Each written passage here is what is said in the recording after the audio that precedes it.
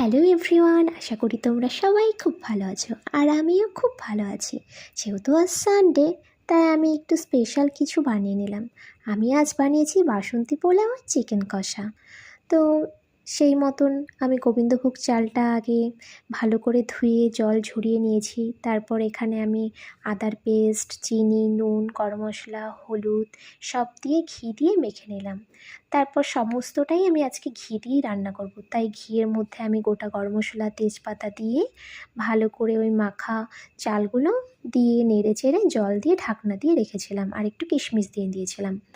তো তারপর আমি চিকেনটা এই পাশে রেডি করছিলাম। চিকেনটা আমি দই দিয়ে মেখে নিলাম। তো আমি অনেকটা টাইমই রেখে দিয়েছি চিকেনটা দই দিয়ে মেখে। তারপর একে একে সমস্ত মশলা দিয়ে আমি চিকেনটাও রান্না করে নিলাম। তো কেমন হলো ভিডিওটা সবাই একটু জানিও। ভালো লাগলে লাইক কমেন্ট করো। টাটা, সবাই ভালো থাকবে।